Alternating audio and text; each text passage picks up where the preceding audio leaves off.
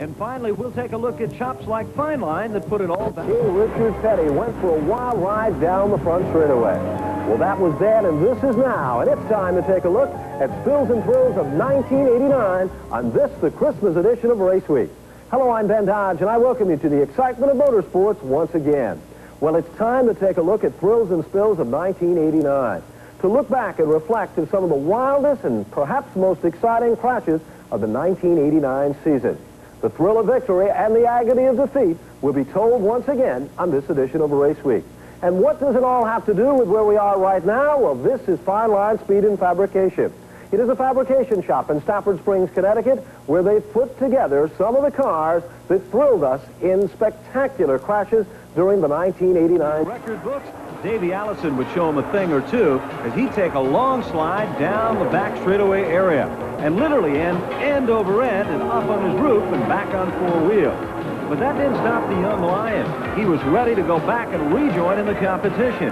Heading back to his pit area, his crew was ready, and they'd have him back in the hunt. No question about that. Then Jody Ridley showed a thing or two, bouncing off the wall down the back straightaway. Mad scramble here, every which way but loose, as Ridley shows what it's like from the inside, as things got crossed up, ending Ridley's day in the Elliott Coors number 9. And what about Greg Sachs? Red hot excitement. Former winner of the Firecracker event did just that, fire things up for Crisco and the team. And they're still talking about this one, Lake Speed and Rick Wilson. Kyle Petty would get away, but Ricky Rudd and Rick Wilson would not. Mad scramble, everybody going in every direction possible, and the story would be simply a red flag situation. And the Goodies 300, what a headache for Patty Moise. It starts out, ends up in the tri-oval, as suddenly Tommy Ellis goes up and over and slams the wall hard. Elton Sawyer and L.D. Ottinger come together. Ottinger loses more than a spot. He gets up on two wheels. He does some bouncing around and is involved with Tommy Houston. While everyone's looking at this, suddenly Brett Hearn slides for the long safe slide on his roof down through the infield, taking up more dirt than asphalt, kind of appropriate for the front runner of dirt.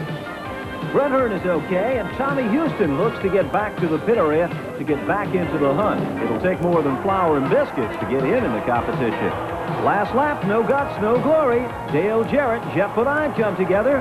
Waltrip and Wallace gets away, as Waltrip goes on to win. More arcing at the ARCA. Jim Spencer was running second for a while, then tangled with Tracy Leslie, and things were all crossed up and messed up. And Jim Spencer's great run ended with disaster. Tom Usry went for the wildest ride of them all, end over end, spiral style, and then a solid shot. 9 nights of racing in New Smyrna are 9 nights of disaster. Jim Zachariah, Tom Baldwin, and Kerry Malone slams the wall hard, and that's just the beginning. Dave Rogers and Junior Hanley come together, the pride of the North and the pride of the South. That brings out a caution, big-time wrestling, and fighting in turn 2. Keith Storms creates a storm down the front straightaway. Nick Smith makes contact, and Tom McCrory also suffers the worst of the wear. Pro 4 division, Teddy Christopher slams the wall and slides to the infield and sends him scattering. Watch this shot, Jerry Malone, Mikey Winitzko. Solid hit to the wall. It ends the day for 44 Racing, Kerry Malone, and the Shark Lounge. Further back, well, it looks more like a battle out of the parking lot. And Malone's car, well, it tells the story all by itself. Rick Miller slams the wall. Rick Patchen tries to get away. They're all crossed up. Jim Zachariah does. 3 of the best, Hanley, Joe Shear, and Rick Bickle, make contact, sending Clay Brown around with car 25. Back up north, Riverside Park Speedway, Mikey Winitzko goes around with car 36. Scramble here, Teddy Christopher, Ricky Summers, and Stan Greger, the crafty veteran. More modified excitement, Dan Avery, Brian Schofield, Larry Moore, as Rocco Mattiati is set stranded the wrong way. Bob Skinger comes along and makes him wake up just a bit.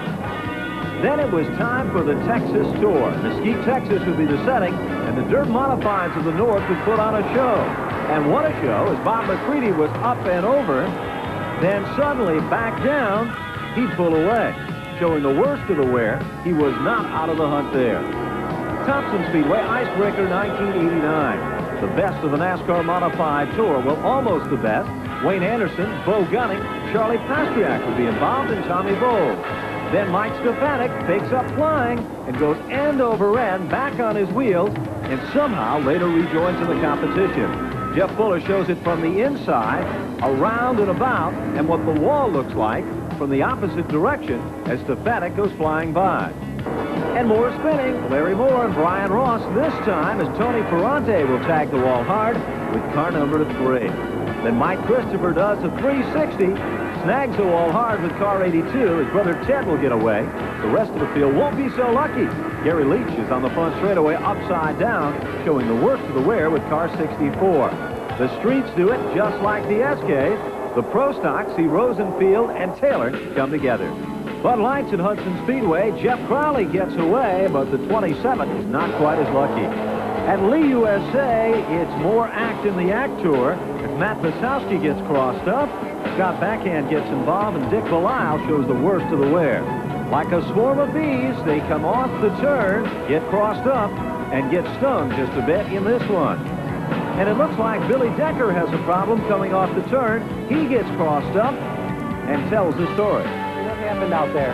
Well, nearest I could figure, I started it all. I was coming off the fourth turn there on the restart, and I caught the hole of the left rear, and it appears it broke all the spindle bolts off and broke the spindle off there, and then the left rear left me, and there wasn't nothing I could do. You know, I got turned around there in front of the whole field. Now, I'm rather lucky, I didn't get completely smashed to hell. And a tough day at the Ridge as Robbie Crouch goes around. He manages to get away. And at Riverside Park Speedway, more modified excitement when things get crossed up and stopped down the front straightaway for Dan Avery and Brad Hietala. Rob Valenta does a pirouette in the pros. Tony Membrino has no place to go. High banks of Monadnock means high excitement. Phil Loisel rides the wall all the way down into turn number 1. Brian Crunden and Jeff Zeidema, they decide to take it out of the ballpark. Zeidema ends his day, then walks away. Drew Finoro shows he's hot stuff at Star Speedway. As an oil fire erupts, then he comes back the next day to win in the same car at Lee USA.